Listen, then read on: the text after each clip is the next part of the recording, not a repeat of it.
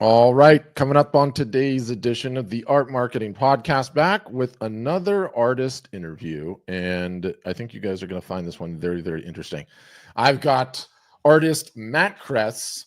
What would I say? Artist, muralist, painter of airplanes. This is going to be a super interesting story as we get into it and peel this onion back.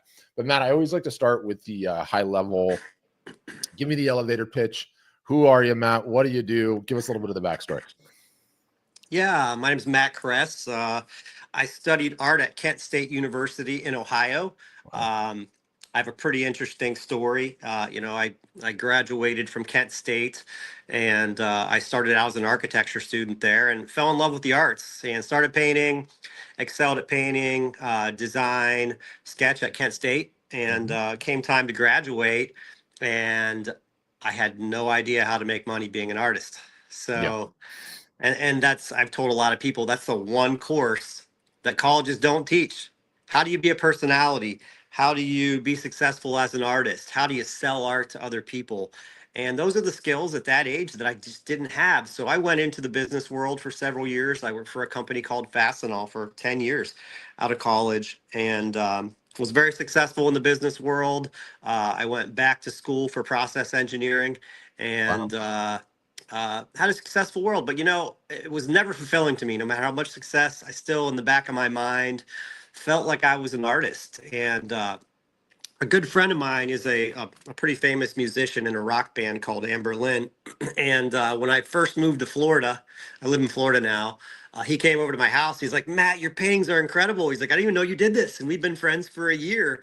And he kind of nudged me into a passion because he lives a passionate life too.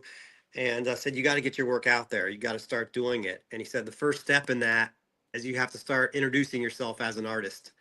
And that's something I never did until I started to get my work in some local places. I live in St. Petersburg, Florida, and I've done lots of art shows here, which has led me to some mural opportunities. And in 2018, finally had enough side business happening. I did double duty up till 2018. Wow. And How old are you? How old are you in 2018? I'm sorry. How old were you in 2018? In 2018, I was 40. I'm getting too old to count here. 43 years old. Yeah. Wow. And so it didn't go full time till 43. Yeah, I did double duty for probably 20 years almost, out Wow. of college. Wow. And, in 2018, I saw the opportunity to start doing murals full time and to do full time canvas. I've sold hundreds of original canvases all over the country to different clients. And, the one thing over the past couple years that's been a significant gap for me is had a terrible website. I have not a good presence with prints. I often just didn't waste my time with printmaking because I'm doing well with originals. Yeah. So it was time for me, and that's where I merged with you guys to help me build something pretty incredible that we're kicking off now, and I'm really excited to be here. Yeah, fired up. And you have no idea secretly. Matt and I were discussing this earlier. I was telling him like how these podcasts normally go, and he's never listened to this one, and he and I have never met. So you wouldn't know how happy something you said made me, because it's the reason we exist. Art storefronts exist, but it also infuriates me in the sense that like everybody goes to college and learns art and learns about all the masters and learns about all the movements and all the periods. Not one single sentence on how you might turn this creative freaking talent into a business. Not one. Still Yeah. There's nothing. It's infuriating to me because it's the only thing that matters. And to add to what you said there, something really key that I'm grateful for that I learned in the business world, working with clients on a completely non-related industry to art, is that people buy from people. Yep. So, and that happens in the art world too. So I tell young artists, and I mentor a lot of young artists in the Tampa Bay area, and I tell them, you have to be a personality. You got to go out and meet people. I look at like Salvador Dali. Think of the personality that he was. Oh my God. He was a wonderful artist, but Yeah. people just loved him because he was such an eccentric guy. And Yeah. that artists often miss that. I know some wonderful artists out there that just need to work on their, their outgoing nature Yeah. and going out and meeting people and letting people know they're an artist. The first step in that is just saying you're an artist, which Yeah. I know a lot of young artists are like, oh, I'm in customer service, but I like to paint or I do this. You got to decide, are you doing this or are you not doing this? And I think that that's something that's really helped me over the years. Yeah, amazing. And I love hearing you say it because and again, you've never heard anything, so it's completely new and novel to you, at least coming from me, is everybody always asks like, oh, is there some sort of collector list that I can get a hold of? And you're just gonna send me to the collectors. And I'm like, it wouldn't work. Do you want to know why it wouldn't work? Because art sales are 50-50. Art sales are 50% the quality, the meritocracy of the product, and they're Yep. 50%. Do I like this artist? Is something interesting about him? Is there something that like I resonate with? Because to your point, people do business with people that they like, they respect, they find interesting. It's just Yeah. as important as the art.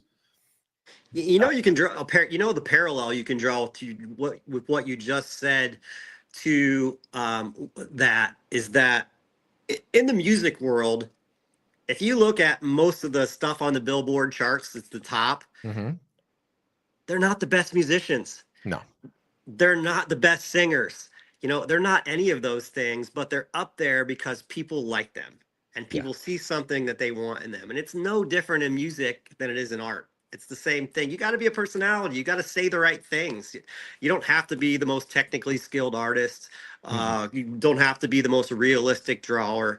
You have to be the most you. And that's the Yeah. most important thing. Yeah. I want to because it's rarer these days, and again, I've been doing this for like 10 years, and so the sheer reps and sets I've had talking to various different artists, different stripes, I get the muralists a lot, right? And they're out there doing that, whether they're doing it with cans or whether they're actually painting or what. And everyone knows Weiland, right? And everything that Weiland's done in his career, but you started and then got into it, which is sort of wild. And I'm just curious what role all of that's played and everything. And then I'd love to get into the financial aspect of it a little bit too, Sure. because quite frankly, I'm naive on that. I'm like, how much you actually get paid to do those giant things and how Yeah. much they last. So while you're riffing on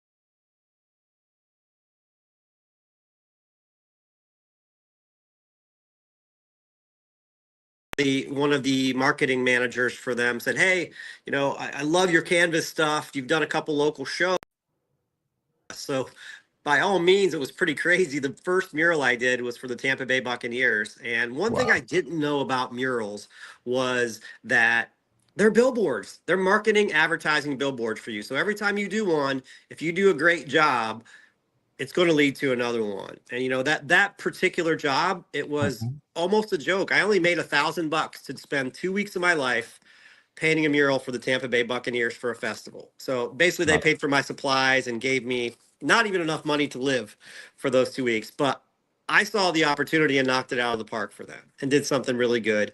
That led to another one. That led to one of their players calling me and saying, "Hey, I want you to paint my office. I saw what you did for us." Hmm. And that kind of led me down the path to start doing murals. And at the time, I didn't realize the incredible financial opportunity behind doing murals Yeah. and now airplanes and things like that. So the commissions there have been great. So I've really created a structure for myself where I try to get a couple murals a year. That's my base income. And when I'm not doing that, I'm painting what I want to paint on canvas in the studio and selling that stuff. And that's lightened up my pressure load Hmm. of being a starving artist because I'm getting my passion to do the murals, and then I can go in the studio and paint a brilliant painting, and I don't even care if I sell it. And in return, it's created a snowball effect where I can't keep my original paintings in stock either because I don't even care if I sell them.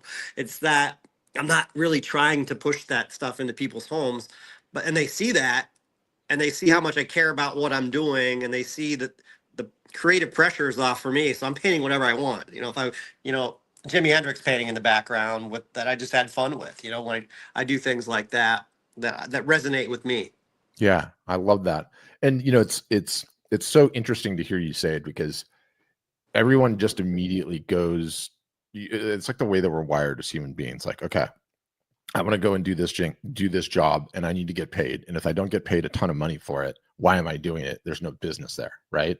Like another way of thinking it is like everyone always gets tripped up on advertising because they think the way that advertising works is that you go and put $100 into this machine and it comes back with 250, right? Otherwise you quit. Yeah. Otherwise you're done with it. Done. You know, the murals, especially the ones that you've done, and especially the size, it's just marketing. It's just marketing at a scale that is so giant, and it's unbelievable. And you know, you could almost just break even. They cover your paint and barely even your time. And every single solitary time, it's like you have a giant Facebook ad that is going to be running for the next 3 to 5 to 10 years, however long it's there, that you don't have to pay for on a monthly basis. And I have about 30 of those now in Tampa Bay area. So wow. It's really grown over the past 5-6 years for me here in Tampa Bay. Yeah, you know, so I live in Newport Beach in Southern California, right? And if you drive south one city to Laguna Beach, right on the right-hand side of PCH, right after Main Beach, is Weiland's giant mural, right? And it's his gallery. And he's got a couple in Laguna, I think, but it's been there forever. It's iconic. Everyone sees it. Everyone talks about it all the time. And it's like the sheer ROI of doing that one artwork, the sheer number of eyeballs that are exposed to that. I mean, it's got to be 25 million people a summer that see that every single solitary year. It's like you can't understate how big of a deal that is. Staggering. So, you know, you're such the atypical case too, right? Because you did not have your house in order in terms of your prices, in terms of probably your email marketing, probably your Instagram marketing, and you got there through sheer will and execution. Yep. Wow. And you know, I'd be curious to understand before our storefronts, and you're still needing to fill in some of the holes in the gaps, so we can talk about those if we want to, and all the reasons why. But sort of what was the revenue makeup of your business over the last couple of years? Was the primary revenue driver the originals, and then, you know, some of these bigger commission type of pieces, or what did that makeup look like? I'm curious. For me, it's probably 75% murals, 25% originals, or I should say 23% originals, 2% prints and merch. You know, so, and I obviously see the opportunity for that, the printmaking and the merchandise and things like that, is I got to get that stuff filled in. And I'm also stepping up my game on the originals to try to get more. You know, I've never had in 6 years more than 2 or 3 paintings that are even available for sale, because they sell almost as fast as I do them. So I've got more discipline, I'd say, in the past 2 years of every time I'm not doing a mural, even if nothing's sold, I'm in there trying to get a couple really nice pieces together to try to get a collection of 10 or so paintings out there. So you could do like a show or something.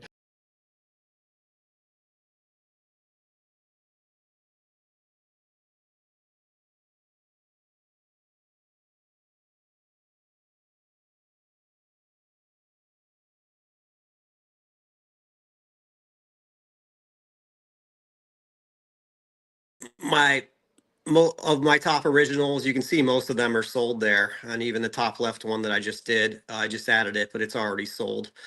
Just did that one. But I like to do a lot of color and have a lot of fun, and just do my thing. Big, bold pieces.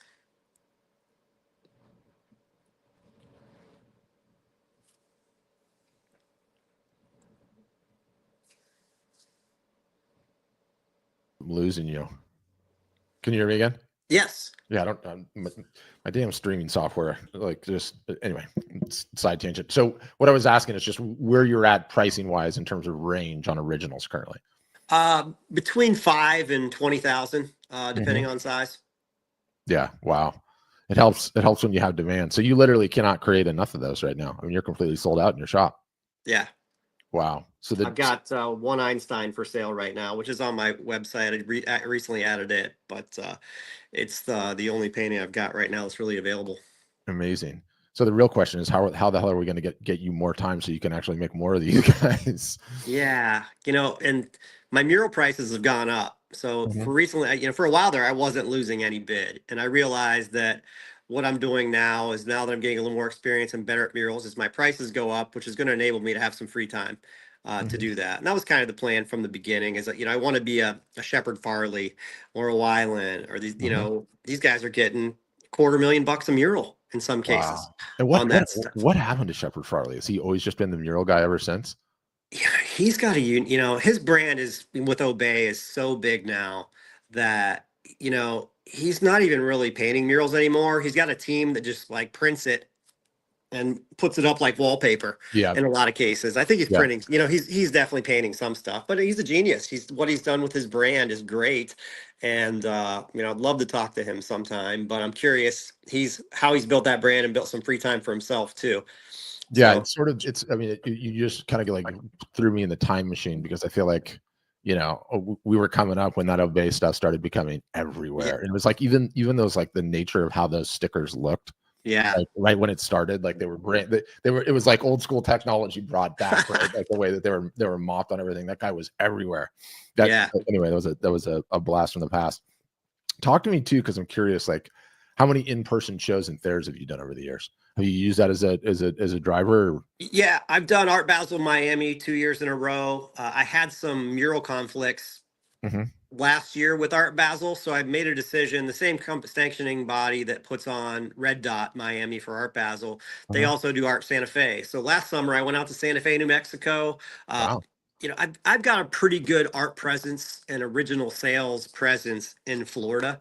Mhm. So I'm actually trying to do shows in other states and other cities now because, if I look at my makeup of the originals that I've sold, 75% of them are to clients in Florida. Yeah. So Yeah. I did Art Santa Fe last year. I met some great people out there, sold Mhm. 2 paintings at that show. I'm thinking about doing a West Coast show soon. Mhm. Once I get a couple pieces together, I know we've got Art San Diego and some other ones. But as I mentioned, my presence here in Florida is good, and I got to start spreading the wealth a little bit. And I'm also doing murals out of the state. I did a mural in Denver, Colorado last summer. I also did a mural in Raleigh, North Carolina last year. Done one in Alabama. So I'm kind of trying to pick off states because I've realized those are billboards too. Yeah. I mean, they're just beachheads. They are just beachheads. It's like Yeah. it's an amazing thing to think about. I actually, you know, I would be curious. I'm such a sicko with like the marketing and the sales. Like, that's just what I do, right? I Like, enjoy it too. I would be so curious to find out, like, how many times do the looky loos stop by during the course of you painting the murals? It's amazing. I mean, it's a constant stream. I mean, I have people pull over and ask me questions. It's Mhm. almost becomes like I've actually become grown to enjoy that. When I start putting this monster spectacle up, because I've done some big ones, 70, 80 feet tall. Yeah. I did a sea turtle downtown Tampa. It's right by the hockey arena for the Tampa Mhm. Bay Lightning, and it's 73 feet tall, 50 feet wide. Whoa. People just get off the highway and come just want to ask me questions. And when I first started doing it was a little bit frustrating because I'm such a artist that just wants to put my head down and work. And Yeah. then I realized I'm growing an incredible fan base by doing this. So Yes. I have the music going now. I've got a cooler with water out there. It's a tent. It's a party for me now when the people come out because I want to meet them because Yes. I know they're out there supporting me too. 100%. Like, when is the next one that you have scheduled?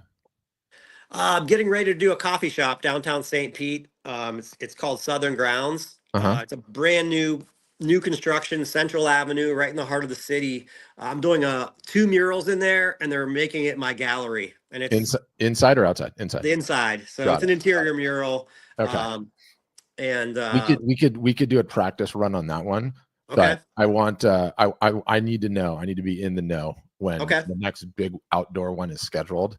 Because I okay, swear to God, I think that is such a tremendous opportunity, especially given how many days it is. I mean, yeah, I want to see, this is where I'm going with this. First of all, the boom crane, and in our storefronts will pay for this. Okay. We're going okay. to get like a 3 foot by 3 foot QR code banner drop from the bucket itself. Let's Okay. do it. I We'll like have it. we'll have we'll have 2 cameras streaming the entire thing. Okay. Live stream 24 hours a day. Down below, we'll get the booth, an assistant, have all of the prints in there, have all of the merch in there, have the email list, do a giveaway. It's like, there is so much milky. I am willing to bet with like a little bit of forethought, you could turn those murals into just pay to play opportunities. I mean, hundreds of email addresses minimum, right? Hundreds, probably even thousands, depending on the street. Probably up to $1,000 a day in booth sales. You're gonna have to get an assistant to be down there and man it. Yeah. And then just the pure media spectacle of scan a QR code and get directly into the live stream. Dude, I mean, we would need a serious battery pack with you up there. I'm making you nervous already, but I'm telling you, it's too good. It's too good of an opportunity. It's too good. You got my wheels turning. Maybe I can send you some pictures, but this coffee shop is a new construction on Central Avenue with a garage door on the front. So you can literally, it's like an alley, but I would say 500 garage door in the front, like completely open air? Only open air. And I will say it's 500 people an hour walk by this coffee shop location. Like it's in the middle of bustling downtown St. Pete. So that might be the right spot. It could be a good one. It could be a good one to start for sure. Because you know, this is exactly like the type of fundamentals where, again, I will teach this class in freshman art school. How to capture email addresses and what to do after you have them, right? Yeah. Because had you been doing this over the last 25 years of your career, you'd have 50,000 on a list instead of what? How many do you have on your email list? Just tell me. It's going to piss me off, but tell me anyway. For my new website? Just your email list, period. It's only like 100 right now. I know it was a rhetorical question. I know it's tiny. So this is exactly what we need to fix and we need to shore up, right? Oh, yeah. Yeah. You know, in it, like, this is a fundamental of the art business. And anyone that listens to this podcast knows, like I say this all the time, but you're going to hear it again because it doesn't matter. Yeah. Then the size of your email list, and the size of your customer list is one of the most directionally accurate predictors of revenue potential of the business that exists. Okay. And the reason that I bring that up, and you figured this out already, like a great artist like you, right, that's in demand could get, let's just say it's a great year. You did 4 murals that year and you sold 20 originals. Okay. You know what that tells me? You have 24 customers at the end of the year. 24. That's it. So when you come out with the new collection at the end of the year and you're letting everybody know, you have 24 collectors. Okay. And the second fundamental rule of this whole thing, do you know who the easiest customer to get is? The one that you already have. The one that you already have. The math is so abundantly clear, and it's even more magnified in art as a result of like the collector phenomenon, right? So you start adding in the prints, you start adding in the merch, right? And again, like what normal artists do is they run the numbers in their head, like, I'm not going to sell that cheap tchotchke crap, make $6. Like, what? I'm not going to get rich on. It's got nothing to do with that. It's an email address that's purchased something, right? Oh, true. And the merch and the prints are beachheads into these people's world, no different than the mural. It's just a beachhead. It's just your art in there in front of their eyeballs all the time when they're drinking their coffee, when they're sending a thank you note, whatever the calendar, whatever it is, doesn't matter what it is. Then at the end of the year, instead of 24 customers, you have 204. And the mass just snowball from there, right? Yeah. So I think every one of these murals, we need like a lockdown playlist. Like, you know, you could do some creative stuff. And especially if the shop is cool, dude, they'll let you do a print giveaway. You do a print giveaway every day. They're dropping business cards. They're filling out the clipboard as you're doing your thing. And it's just, it's entertaining, you know? Yeah. There's like such a performance art aspect to it too. Yeah. God, I'm fired up about this. We need to write a playbook on this, and like we do. You know, you're right. You know, interesting statistics that you'll appreciate from my perspective on what you just said, and that's the reason I knew the answer to that question. Is I would say I have 10 families right now that buy half of my original art. Again and again. A couple of them just say, Matt, every time, and these are wealthy families that have multiple homes across the U.S. that I've grown relationships with over the year. And they usually just tell me, Matt, every time you paint something, just send me a picture of it. And that's where I need to get my feed better, you know, my email list. I'm doing it the hard way. Yes. Where I'm saying it to each one of them and saying, hey, I just painted this. Most of the time, those guys are buying it. Yeah. But you're right. I need that list. Instead of being 10, it needs to be 2,000. It needs to be hundreds of thousands. And it's like, I could see a scenario like it, you know, it was all just like clicking to me, and you guys I'll include links to all of his things in the show notes, and you can go and check out some of these things that he's did. But it's like, I'm like, oh my God, like, you know, I so encourage doing in-person shows and fairs all the time, right? Because the way most artists and the way most photographers are wired, the photographers love hiding behind the lens. The artist loves hiding behind the fucking canvas. They don't want to talk to anyone, right? What does a show make you do? Sit down in a booth and have conversations with 50 people. Way easier to do that in the real world than it is to do it in a digital context. Let me just tell you. But the mural thing has just got me completely spun. And I guess what I was looking at, let me see if I can get this up on the screen. But what I was looking at is, and he's got it on the about section. It's like this, and you know, again, what was driving me nuts, it wasn't the about section. Oh yeah, it was in the news. You need to treat, okay, we might as well just go into the teaching moment here. You need to treat your website and Instagram in very, very similar fashion. You've got one set of story highlights here, and you're completely missing on the street credit, which is in the news, right? Read here, Tampa Magazines. Read here, Art Business News. Read here, AOPA. We haven't even talked about the plane yet. Read here, the repository. And this was this the video? Oh, here's the video. St. Petersburg creating 70-foot mural, right? And I'll play this. I'm going to mute it while they why they do the commercials. But where I was going in my head with this, it's like, my God, this is a spectacle. And this obviously took you like a tremendous amount of time to get this thing. Let me see if I can make it full screen.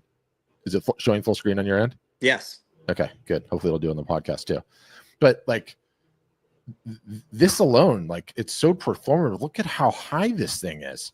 And you know, you're on this massive crane, you're doing your thing. You're definitely gonna have to get your boy, your PR agent, your gal, whoever you got to like man the ground for you, you know? Yeah. Man the hand-to-hand combat. And like literally you do one print giveaway on one of these places that has like this high foot traffic, dude. Yeah. My goodness, you're gonna be dropping hundreds, if not thousands, to the bottom line every single solitary time. And you know, that's the whole premise of doing the in-person Thayer show, right? Yep. Like you're gonna get 75 email addresses, and you're gonna sell 2 or 3 pieces, and then you're gonna be able to offer, you know, a discount to everyone that didn't get to purchase the stuff. So we got a playbook on this. I will help you cook this thing up. Awesome. I got a huge passion for it. Yeah. I want to pivot to the plane. Okay. I find the plane so insanely fascinating. Let me pull it up and show it. How did this whole thing come about? And let me see. Let me find it. How did the whole thing come about? When did you do it? And what's happened as a result of it?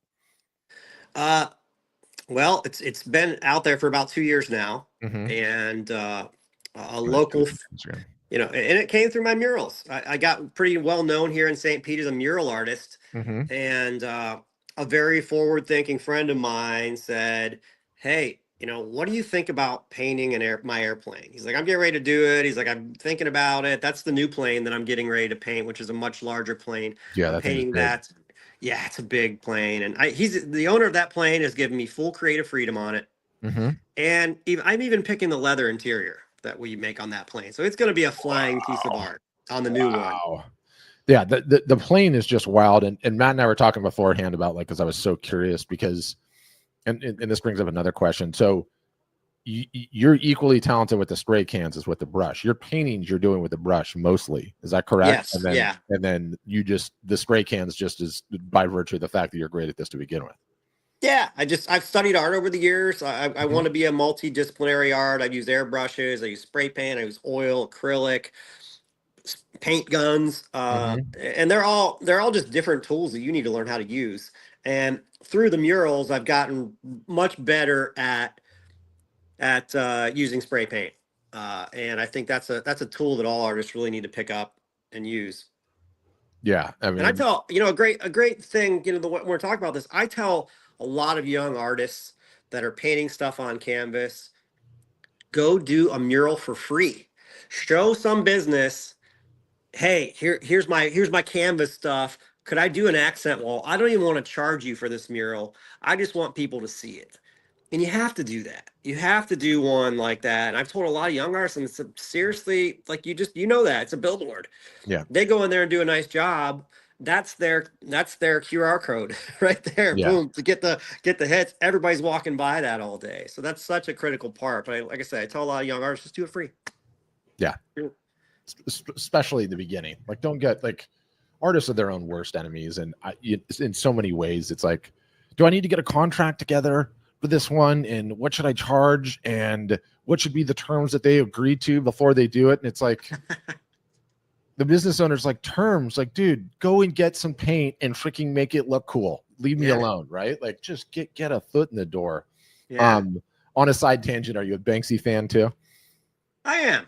I like what he's done. I like the statements he makes, and that type of art to me that makes a statement. He's really hitting on that category. Is it? And that's testament to art. You don't have to be the best painter. He has the most genius ideas on what to say sometimes, which is an inspiration to me. I'm not a fan of the physical art that he's making, but the mind it takes to create that idea is its own avenue.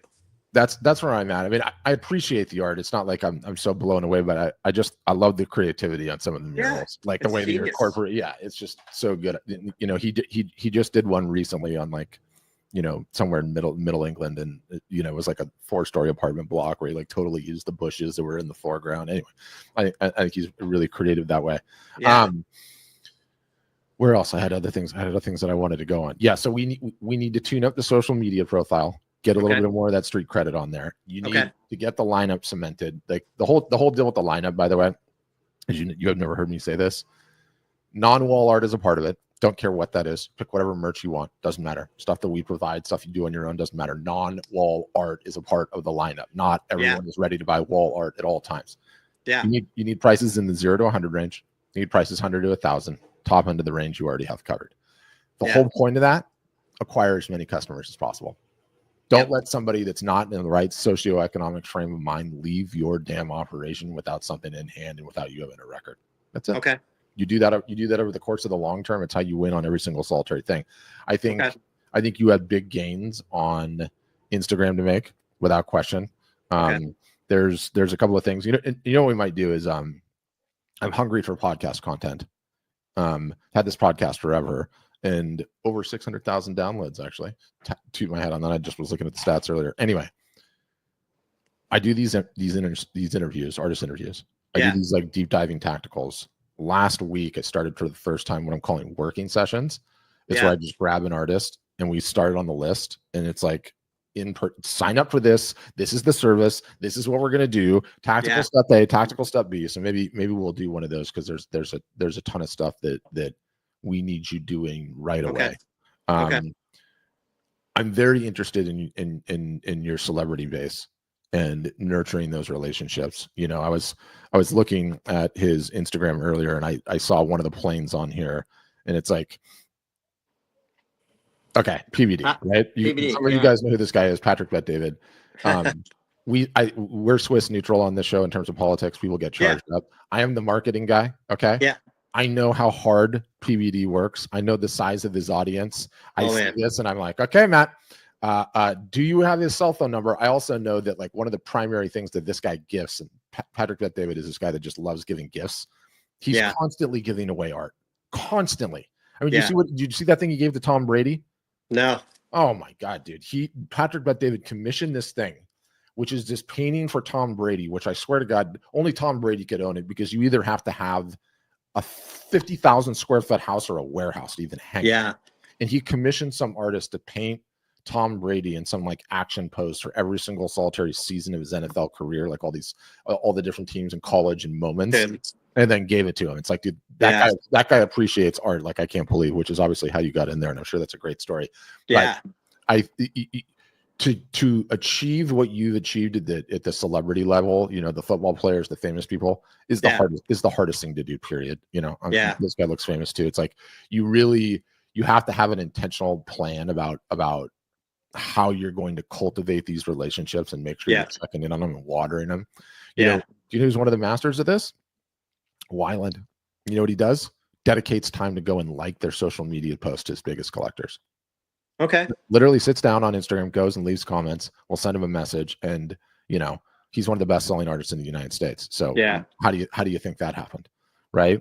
Like it sounds self-serving to like spend extra time with on the celebrities, but I hate to say it, like they're the ones that will propel your career to highs that have never happened before, and the checks don't bounce either. No. Right? Yeah. So we need a good strategy on that. passion of mine is AI.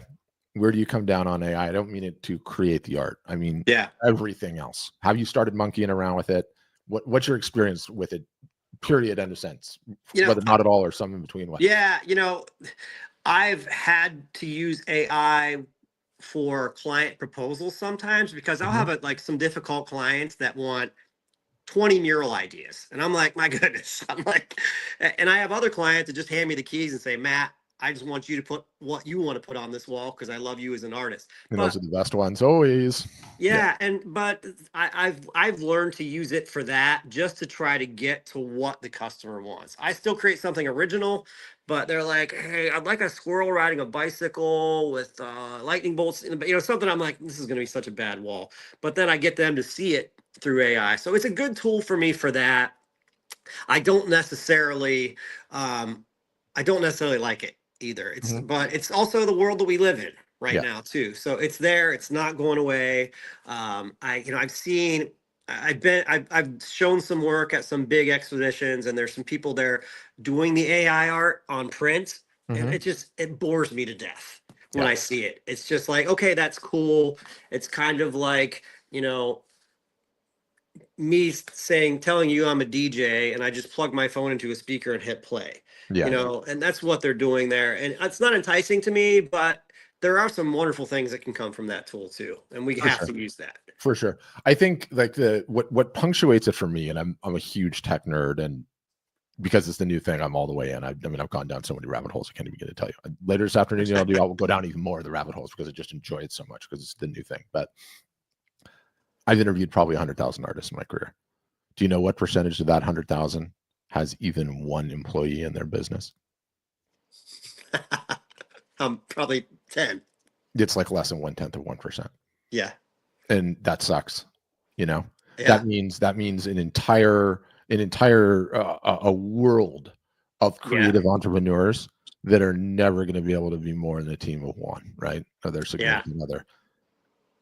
My position is AI can start being that unpaid team member. Okay. And love works. it. How so? I mean, if I were you, I would grab my phone, take a picture of that proposed mural spot, and I would go into one of them and I would say, I need you to estimate the total square footage of this wall. Understand that I'm going to paint 2 coats. I'm going to use this many spray cans. What is my average cost of how many spray cans it'll take to do this? I want the paint on the spray cans to be marked up by 250%. And that is what I'm going to line item to the clients as be a baseline cost, right? Yeah. It doesn't matter what is. Everything. Start asking everything because it is just so profound, right? Just asking questions. It's funny because I was saying this the other day, it's another outfit in Florida. This guy was like in the military, and in the military, you carry the backpacks that have the weight. It's called rucking. Super into this right now. It's a fitness thing because it's just so easy. But the backpacks are so heavy and the weight is so heavy. I carry like 50 pounds when I do it that like I'm going through shoes and I'm hurting my feet. Right. So I go into the AI and I'm like, here's what I weigh. Here's how much weight I'm carrying. Here's the terrain that I'm going on. Recommend to me the best shoes for the job, right? And give me the pros and cons. Like I'm just passionate about all of the use cases, and it can literally be anything, right? In your case, upload. Do you have a database of any kind? Do you keep all your orders and anything? I mean, you have art storefronts now, so it's going to help people. What did you do before then? Paper receipts here, there, and everywhere? Excel spreadsheet. Okay. Upload the spreadsheet to ChatGPT or Grok or Claude today. Okay. And so please analyze this spreadsheet and surface any insights about my business and where you think I could make improvements. Watch what happens. Okay. Absolute freaking magic. It'll go, your average order value is this. Here's what your business has trended between the years. Here are some gaps that we see here. Here are some price points that you're missing. And here's some things that we think you should double down on. Oh, by the way, these are your best customers, right? It will spit all of that out in 30 seconds. And that's just it. I firmly believe that AI right now, if you get out of the noise, first of all, get out of the art creation stuff. I don't want to say about that. That's done. But it's going to take our jobs. The robots are coming to kill us. Get that noise out of the way, and then realize all the things that you should be doing and never got done. AI can start getting done. And that's Okay. what I'm finding in my personal practice, and Yeah. it's Oh, being profound. I appreciate that. I'm gonna ask you some hard questions, and I think you're right. It does have good output. Absolutely, I've done that 100% before. it does. It's like having a PhD level or smarter person that you can just have a conversation with and ask whatever nonsense question comes into your head. And Yeah. it's like amazing to think about that. You would never, given social cues, you would never do, even if you had that real person there, right? Yeah. But artists need employees, man. It's a big deal. You've been extremely generous with your time. I'm definitely going to have you back on the working session. Okay. One of the things two things that I love asking. One, how the heck did you find Art Storefronts? I'm a marketer. If I didn't ask that, I wouldn't be worth my salt. How'd you find us? Your Instagram marketing is tremendous. I mean, you personally probably hit my feed 300 times in the past 2 years. And I was always intrigued because it was Mhm. a need that I had. And I finally just said, hey, let's give these guys a shot. I had the money in the budget to get this started. You were running a promotion at the time. Mhm. And I just said, let's go. It's time for me to get the website going. I had a great conversation with one of your sales people for the Mhm. questions that I wanted to get answered, on what I wanted you to handle and what I didn't. In the beginning, I I built a social media presence, an okay one. I'll say it's okay. It's not Yeah. as good as near anything it needs to be. Yeah. And so I didn't want to just hand you the keys to my social media. And I said, here's the gaps that I have, and you're able to fill that. You've created a wonderful model. It doesn't have to be everything. It can be everything. And I think that those are some great things that appealed to me about you guys. And here I am 6 months later, and I'm so excited about my website. Every time I do a public thing, I've got a QR code there to sign up. Here's some of the things you're telling me, and my goal 5 years from now is for you and I to be having a conversation of, Matt, how did you become one of our top artists? Yeah. I That's love my that. goal. And I love that, and I love the ambition. We didn't even get into the. I do want to plant the seed, and we'll talk about it more later. But and it's a pain in the ass. But the artist owning the whole thing from soup to nuts, Yeah. the brick and mortar location, right? And you already have such a base in Florida. Like Weiland was so ahead of his time. Those galleries just produce, and he's got them in the ritzy parts of town. And it's like he's got a mural on the side of the wall, but owning the whole thing from soup to nuts, i.e., you're creating the art, all the products, you're Yeah. manufacturing all the products, and then you're getting the entire markup to retail all in one spot. So Yeah. I'm planting that seed. That could be down the line. You're right. I want you thinking You're about right. I it. agree. And by the way, you should literally drive into one of Weiland's galleries when you know he's going to be there and be like, I need some help, dude. Give me some advice for where I'm at in my stage of the career, because the guy is just like the coolest guy ever. Anyway, I always end with advice for 20-year-old Matt. What is Matt, seasoned artist right now, full-time artist, looking to level up and take the next level? What is he going to go back and give advice to that kid that just finished art school? I'm going to tell him a couple things. People buy from people. You got to be a personality, and you have to be out in the community, engaging with business owners, doing that one free mural. I'm not doing that all the time. You have to become a presence in that community. You have to become a personality in that community, and pick one community, start there. And that's what I did with St. Petersburg, Florida. And, I've grown my presence here. I need to start working on other city. The other thing that I would tell 20-year-old Matt is, Matt, I can't sell $1,000 painting right now to save my life. I can sell a $10,000 painting all day long. Paint big things, paint ambitious things. People that buy art have a $20,000 couch in their living room. They're living in a $1 million house. They don't want a $1,000 piece of art, original. They don't want it. They do want big stuff, 6 foot, 7 foot canvases, 5 grand, 10 grand, stuff that you spend a lot of time on. I have one really wealthy collector. He's one of the biggest entrepreneurs in Tampa Bay. And he's like, Matt, I buy art that I 100% can't do.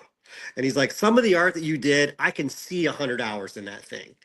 And that's important. So that's the things I would look back at 20-year-old Matt and say, hey, believe in yourself. And here's what you got to do. Amazing advice. Loved every bit of it. Fantastic interview. You and I are definitely going to get into it, guys. Thanks everybody for watching. I will include in the show notes links to Matt's website. I will include links to his Instagram. For those of you guys that are just watching, you want to see it quickly. I got to scroll up here. What is it? Your Matt K. Your Matt. What is it? What is the handle? Matt Kress Art. Matt Kress Art. All one word. At Instagram. 29,000 followers. Yeah, we have some serious work to do on this thing here. Let's go. I mean, story highlights. I gotta teach you tricks. So okay, we'll get into that. Matt, thank you so much today for your time. That was a super awesome interview. We will see everybody on an upcoming episode, and thanks again for tuning in. Thank you. Grateful for your time. That was really fun, dude.